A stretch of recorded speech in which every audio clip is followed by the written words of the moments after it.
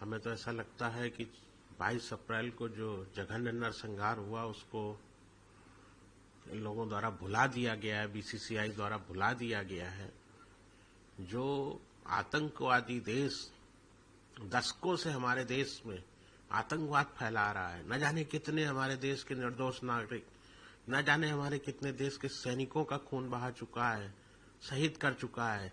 ऐसे देश के साथ जब हमारे सभी तरह के संबंध समाप्त हैं, फिर क्रिकेट क्यों? बहुत से लोग तर्क देते हैं। मैंने सुना, लगातार पीछे 2-3 दिन से मैं सुन रहा हूं कि जो अंतर्राष्ट्रीय प्रतिस्पर्धाएं होती हैं इनमें सम्मिलित होना आवश्यक होता है, हम मना नहीं कर सकते हैं। उन लोगों को मैं बताना चाहता हूं, थोड़ा पीछे जाना पड़ेगा। ओलंपिक से बड़ी प्रतिस्पर्धा पूरे दुनिया में नहीं होती है।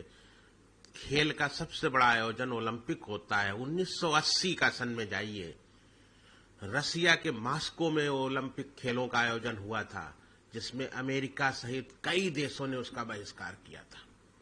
उसके बाद जब 1984 में लॉस एंजल्स अमेरिका में ओलंपिक के खेल होते हैं, उसमें रसिया और कई अन्य देशों ने उसका बहिष्कार किया था। ऐसा नहीं है, जो देश अपने देश के नागरिकों के जीवन का सम्मान करते हुए, अपने देश के हितों का ध्यान रखते हुए ओलंपिक सरीखी बड़ी स्पर्धाओं का बहिष्कार कर सकते हैं, तो क्या हमारा देश इस छोटी सी प्रतिस्पर्धा का बहिष्कार नहीं कर सकता? ये मात्र धन के लालच में और पैसा कमाने के लिए आयोजन किया जा रहा है। पैसे के सामने इस देश के निर्दोष नागरिकों का, इस देश के सैनिकों की शहादत का कोई मूल्य नहीं रह गया है। बहुत दुख के साथ मुझे आज कहना पड़ रहा है कि मेरे बारंबार और उन 26 परिवारों का और पूरे देश की भावनाओं का सम्मान नहीं किया गया है।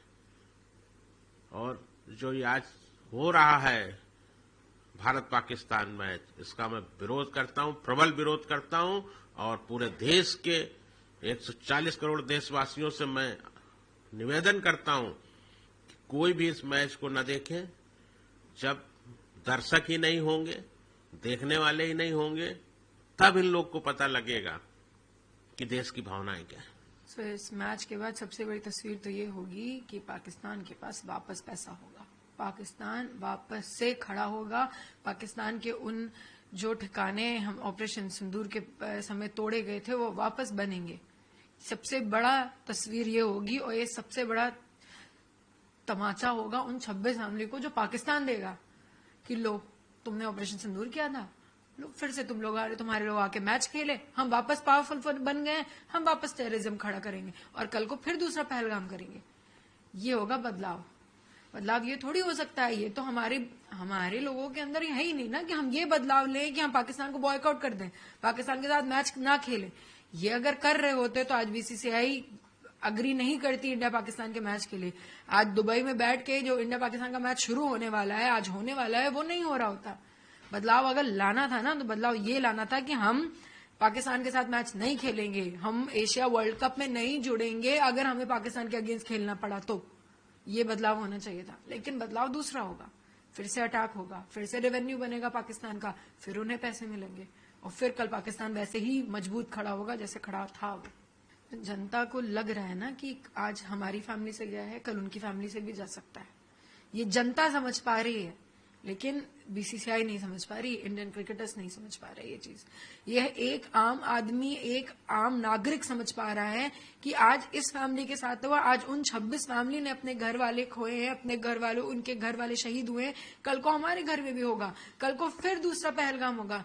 वो समझ रहे हैं, वो मेरे साथ खड़े हैं, वो उस तरफ खड़े हैं जिस तरफ इंडिया पाकिस्तान को बॉयकॉट किया जा रहा है, जिस तरफ इंडिया पाकिस्तान का मैच बॉयकॉट किया जा रहा है, आज वो उस तरफ खड़े हैं।